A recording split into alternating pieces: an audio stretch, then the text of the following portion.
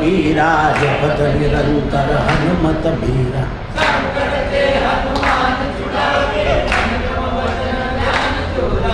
सब पर राम तपस्वी राजा तिनके काज सकल और मनोरथ जो कोई लावे। चारों युग प्रताप तुम्हारा है परसिद्ध। साधु संत के तुम रखवारे असुर निकंदन। अष्ट सिद्धि नवनिधि के दाता।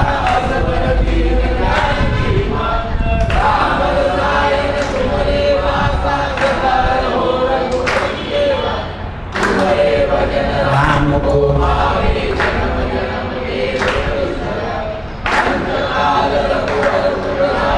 जहाँ जन्म हरि भक्त का। हनुमत से संकट कटे मिटे सब पीरा जो सुमरे। जय जय जय हनुमान गोसाई कृपा करो। जो सतबार बात कर कोई झूठ ही बंदी मार। जो बड़े हनुमान चालीसा होए। तुलसीदास सदा हरि चेरा कीजे। पवन तनय संकट हरण मंगल मृत्यु। राम लखन सीता सहित हृदय। सियावर रामचंद्र की जय। महादेव की जय। बोलो भाई सब संतन जय जय सीताराम। गुरुर्ब्रह्मा गुरुर्विष्णु गुरुर्देव महेश्वर। गुरु साक्षात् परब्रह्म तस्मै श्री गुरवे नमः। अवधूत चिंतन श्री गुरुदेव दत्त। श्री गुरुदेव दत्त। श्री गुरुदेव अनंत कोटि ब्रह्मांड नायक राजाधिराज गाणगापुर निवासी भगवान की जय। सद्गुरुनाथांना सदशिष्याने असा प्रश्न केलाय। प्रश्न आहे कलियुगातल्या भौतिक वादाबद्दल। महाराज बुद्धिवंतांच्या दृष्टीने परमेश्वर सिद्ध करता येईल का? हल्ली जे बुद्धिवादी लोक आहे ते परमेश्वराला मानत नाही. त्यांना काही गोष्टी सिद्ध झाल्या तर त्या गोष्टी त्या मांडतात. आधुनिक बुद्धिवाद्यांना प्रत्यक्ष प्रमाण श्रेष्ठ मानतात. प्राचीन काळातही ऋषी प्रत्यक्ष प्रमाणाचं श्रेष्ठ मानत होते. विश्वामित्रानं प्रत्यक्ष प्रयोग केल्यावरच सगळ्या गोष्टी मान्य केल्या आहेत. मग आता विश्वामित्राने मान्य केल्यावर मग आता बाकीच्यांची कुठे गमती राहणार आहे? प्रतिसृष्टी निर्माण करून टाकली. पण प्रतिसृष्टीच्या बळावर आपला एक राजा स्वर्गात पाठवला तर तो लटकत राहिला. म्हणून प्रत्यक्ष प्रमाणाच्या मर्यादा ओळखलेल्या होत्या. प्रत्यक्ष प्रमाणाची शक्ती मर्यादित आहे आणि ईश्वराची शक्ती अमर्यादित आहे. विश्वामित्रांना वशिष्ठाच्या शक्तीचा द्वेष होता. कारण इतके शांत होते, त्यांची मुलं मारून टाकले तरी कुडवले नाही. म्हणजे असं कसं म्हणजे असं आहे. काही काही माणूस घरात शांत असतो ना, ती बाई म्हणते ना, तुम्ही काय माणसं आहे का काय? असा माणूस पाहिला नाही. भाऊ सगळं खाऊन चालले तरी तुम्ही फक्त बैल म्हणत नाही एवढंच नसेल. असं आहे ते. त्यांना माहिती आहे जो दुसऱ्याचं खातो ना तो कधीच पोट भरून खाऊ शकत नाही. लक्षात ठेवा, अनादिकालापासून नियम आहे. आपलंच खाताना शांती वाटते, दुसऱ्याचं खाताना भीती वाटत असते. तो वरतून दाखवत नाही. मग ती भीती घालवण्याकरता रात्री खंबंबा करतो. अनुभवता आहेच खंबंबा.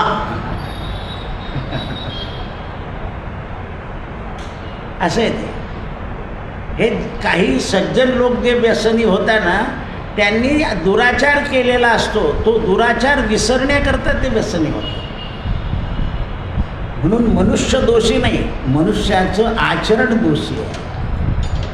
सदाचरण केलं की भीती राहत नाही. सदाचरणानं मनुष्य निर्भय होतो. म्हणून प्रमाणाची शक्ती मर्यादित आहे. डोळ्यासमोर दिसतं, पाठीमागे दिसत नाही, याचा अर्थ ते नाही आहे. आता हे मागे मला दिसत नाही पण मनाही आहे का ते? म्हणून परमात्मा तुम्हाला दिसत नाही म्हणजे तो नाही असं म्हणणं चुकीचं आहे. डोळ्याने जे पाहिलं आहे ते जगात नाहीच असं कसं काय म्हणायचं? देहाच्या पलीकडे आपल्याला काही दिसत नाही, तर शास्त्रकारांनी स्थूल देह वेगळा केला आहे आणि सूक्ष्म देह वेगळा केलेला आहे. हे बुद्धिवाद्यांना कळत नाही. ते रवींद्रनाथ टागोरांचं एक उदाहरण आहे. त्यांना नोबेल पारितोषिक जेव्हा मिळालं तेव्हा सगळे लोक भेटायला आले, पण शेजारचा माणूस काही येईना. ते म्हणे काय सांगेल याला, काय वाईट वाटतं म्हणे मला. आता तो होता गरीब. दुसऱ्या दिवशी रवींद्रनाथ टागोर निघाले आणि तो बाहेरच उभा होता. येऊन नमस्कार केला. म्हणे काय तू काल आलात नाही मला भेटायला? म्हणजे काय येऊ, तुमच्याकडे एवढाले मोठे मोठे लोक आलेले होते, माझ्यासारख्या शेजारचा गरीब भेटायला आल्यावर एक तर तुम्हाला लक्ष द्यायला आलं नसतं किंवा मला त्या लोकांपेक्षा आता कसे रस्त्यात भेटल्यामुळे गाढ भेट झाली. तेव्हा त्यांना कळालं की हा गरीब आहे, या भीतीने आला नाही आपल्याला, यांच्या मनात दुराग्रह आपल्याला पारितोषिक मिळून. हे त्यांनी स्वतः लिहिलं आहे बरं रवींद्रनाथ टागोरांनी. मोठी माणसं लिहून ठेवतात. अविचाराने केलेला विचार कसा खोटा असतो. गरिबाचं अंतःकरण गरीबच असतं, भीत असते. पण तुमच्या घरी लग्न असेल तर ती भांड्यावाली काहीतरी असं थोडंसं छोटंसं भीत देते. उलट काय करावं, या लोकांचा आधी घेऊन घ्या. कारण त्यांच्या मनामध्ये एक आदर असतो, भाऊला द्यायचं आहे, बहिणीला द्या. आपण सरकणं तिकडे काय मध्ये करते, बाकीच्यांना येते. कारण आपण तसेच असतो. कसे या लोक, आता परवा मी 2 कार्यकर्ते लोकांना सांगितलं, म्हटलं बघा तुम्हाला मोठ्यांच्या घरी जर आमंत्रण आलं ना तर उशिरात जात जा, पण गरीबाच्या घरी जात जा. तो 10 लोकांना सांगतो भाऊ येऊन गेले बरं, तो वेळ नव्हता तरी येऊन गेले. मोठा काय म्हणतो, नसेल नाही येणार तर आपलं काय आणलं त्याच्यावरून. पण तुम्ही कोणाच्या घरी जाता? जिथे नंबर लावा लागतो जेवायला त्याच्या घरी.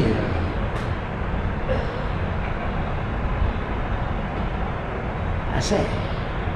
गरीबाच्या घरी चालले जा तुम्ही पटकन, त्याचं अंतःकरण स्वस्त असतं. आणि तुम्ही गेल्यावर तो बिलकुल आनंदित होतो. सगळं काम सोडून भाऊ आले करतो. म्हणून जयांना कोणी ना जगती, सदा जे अंतरी रडती, तया जावो नि उठवावे, जगाला प्रेम अर्पावे. आमच्याकडे भिल्ल समाजाचं लग्न लागायचं आणि आमचे एक ओमसाहेब होते भिल्ल समाजाचे. ते कोणत्याही लग्नात असायचे, कारण मी तर प्रत्येक लग्नात असायचो, पण ते ड्रेसमध्ये यायचे, बिलकुल डेपुटीच्या ड्रेसमध्ये. माझ्याजवळ उभे राहायचे ते.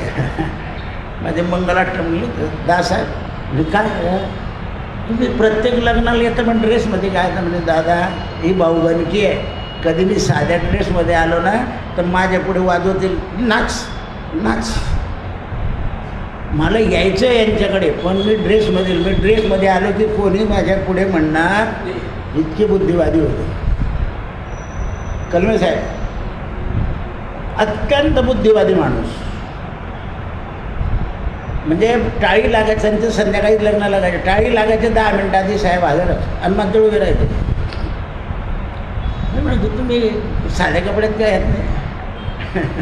नाही म्हणे, हे मला नाचून टाकते. म्हणजे आपली इमेजही राखली आणि समोरच्याचं समाजाचं माझ्या लक्षात आहे. म्हणजे काही माणसांपासून काहीतरी गुण घेता येतो. ते आज हयात नाही, गेले बिचारे. पण असे गुण होते. आणि काही दुसऱ्याच्या देते रे 15 रुपये देऊन टाकते. नाही, समाज माझे माणसं आहे, त्यांच्यासारखे मिसळले तर मग ते गोंधळ करतील म्हणून ते कपडे. ही बुद्धी ईश्वरानं दिलेली असते की काय करायचं. आपण काय करतो, पैसे देऊन देतो, पैशाने इमेज नाही येत. आपण स्वतः गेलो म्हणजे त्यांच्या मनामध्ये आपल्याबद्दल जो आदर असतो त्याला महत्त्व.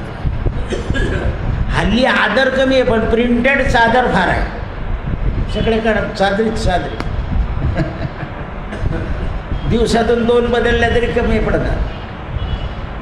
चादरीला महत्त्व देऊ नका, आदर. भगवान ज्या वेळा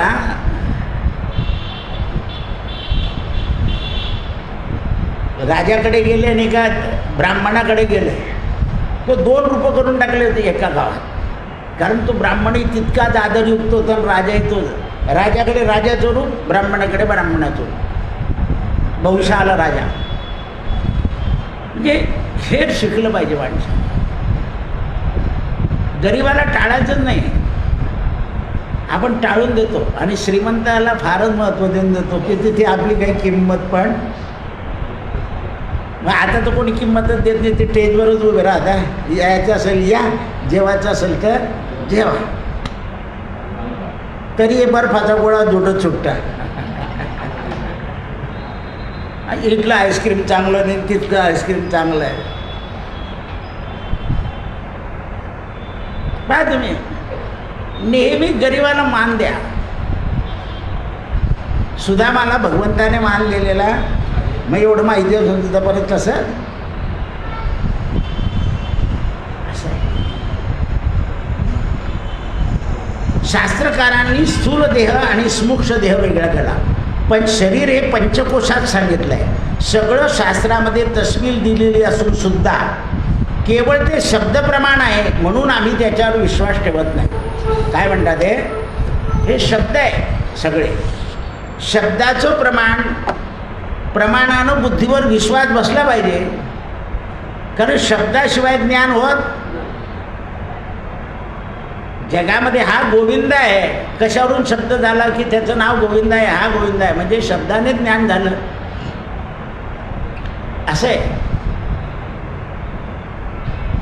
ज्ञान झालं पाहिजे. मी काल तुम्हाला उदाहरण सांगितलं ना, त्या पंजाबमध्ये इलेक्शन आहे, सगळ्या पक्षाचे लोक एकाच ठिकाणी बसलेले आहे.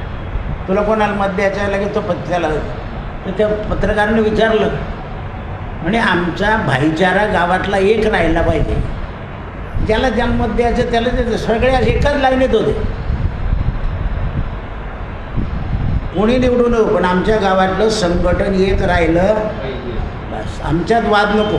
नाही तर काही गावात इलेक्शन झालं की काल गोळीबार झाला आहे का खासदारावर, बचावला तो. असं नको. हे इलेक्शन 1 दिवसाचं असतं, दुसऱ्या दिवशी सगळं विसरायचं असतं. म्हणून ते म्हणतात शब्दप्रमाणाच्या विरुद्ध गेले की काही दाखवता येत नाही असं नाही आहे, त्याच्यावर विचार केला पाहिजे. सांगायला सुद्धा त्याच्याबद्दल काहीतरी थोडा अनुभव असला पाहिजे.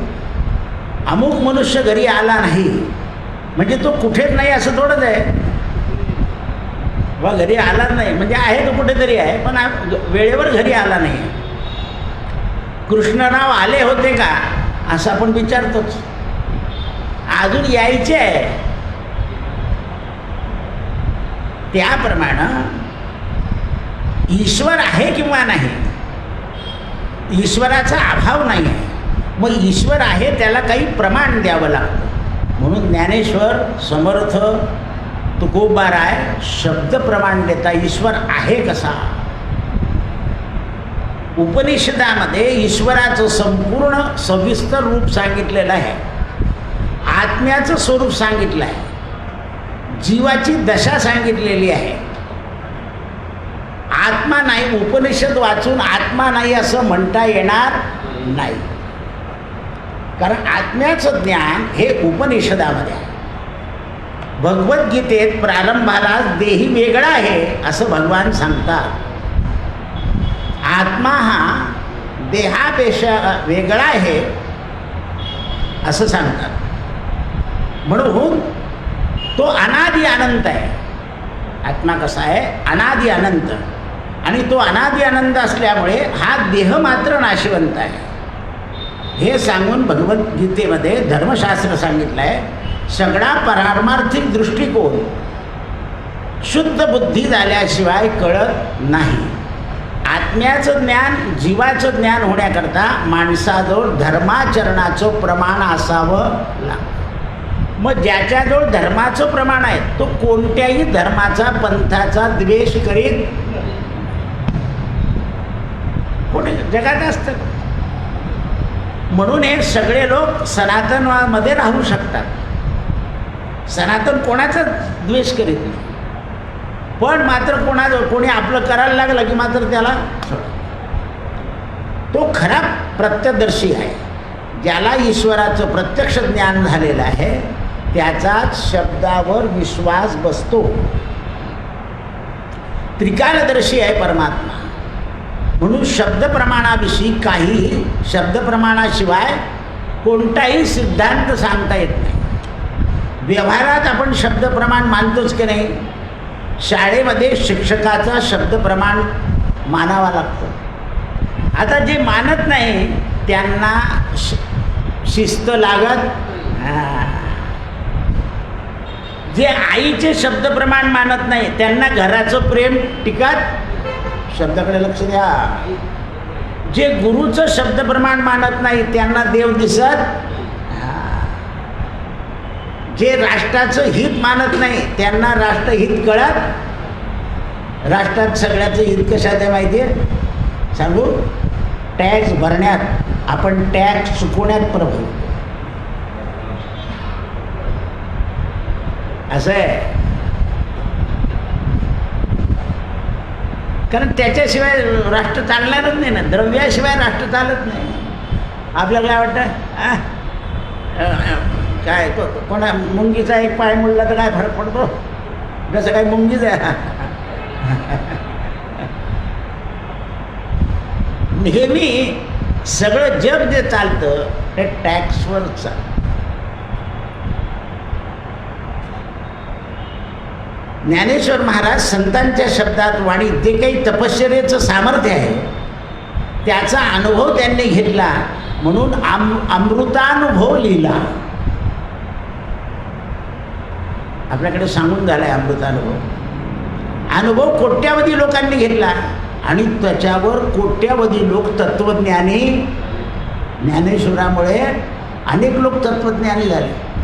आपले नीलम सज्जू रेड्डी होते आणि शर्मा राष्ट्रपती शंकरदयाळ शर्मा या दोघांनी ज्ञानेश्वरीचा खूप अभ्यास केला होता. नीलम सज्जू रेड्डीने इंग्रजीत ज्ञानेश्वरी लिहिली आणि शंकरदयाळ शर्मांनी हिंदीमध्ये ज्ञानेश्वरी लिहिली. राष्ट्रपती पदावर असताना का त्यांचं इंग्रजी चांगलं होतं त्यामुळे त्यांनी इंग्रजीवर भाष्य केलं. यांचं हिंदी चांगलं होतं हिंदीवर भाष्य केलं. आपल्याला शिक्षक असताना ते त्यांना अर्धी शाळा करायचीच नसते. एवढ्या पदावर म्हणजे देशाचा कारभार सांभाळून हे त्यांना करता आलं. 5 वर्षामध्ये त्यांनी केलं. नीलम संजीव रेड्डी जेव्हा शिर्डीला आले ते नाही म्हणत होते याल दर्शना म्हणे आलेच पाहिजे म्हणे. मी आलो तर तुम्हाला महाग पडेल म्हणजे पडू द्या. गेल्याबरोबर या धार्मिक गावात 5 स्टार हॉटेल ओनारने लिहून टाकलं रे. सगळे पंचायतीत पडले. शिर्डीपासून लांब आहे. एकच लिहून टाकला राष्ट्रपती जशी. 47च्या आधी पंढरपुरात बकरी कोंबडी नव्हती. वृंदावनामध्ये नव्हती. कांदा लसूण नव्हतं. आता हरिद्वारच्या यात्रेमध्ये कांदा आणि हरभरे खाता लोक गंगेमध्ये पाय घालतात, मग आरती होते. असं आहे. कारण काय, या लोकांना मान्य नाही ते. आता कोणी कधी काढलं तर लोक त्याला हाकलून देतील. जेवढ्या त्या आधुनिकता येतात ना, त्याच्यामध्ये अनाचार जास्त होतो, विचारच टिकत नाही, अनाचार जास्त. आधुनिकता आली की अनाचार, दुर्गंधी हे सगळं वाढत जातं. म्हणून ते म्हणतात ईश्वराचं अस्तित्व मानलं तरच शक्ती होते. जसं आपण मारुतीला दिवा लावतो आणि हात भिंतीला पुसत प्रदक्षिणा करतो.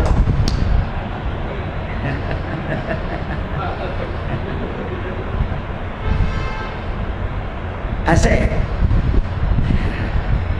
म्हणजे देवत्वाचं देवत्व राहत नाही.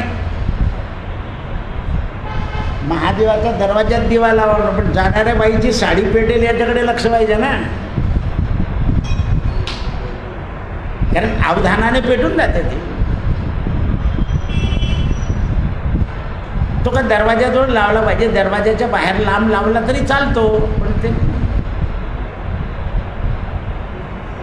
म्हणून ते म्हणतात विश्वात्मक संतांच्या महात्म्याला आपल्याला समज जायला बुद्धी आपली अपुरी पडते, म्हणून ईश्वर दिसत.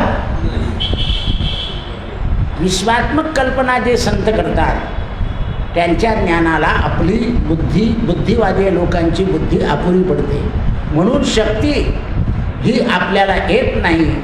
आणि म्हणून बुद्धिवादी लोकांना देव समजत.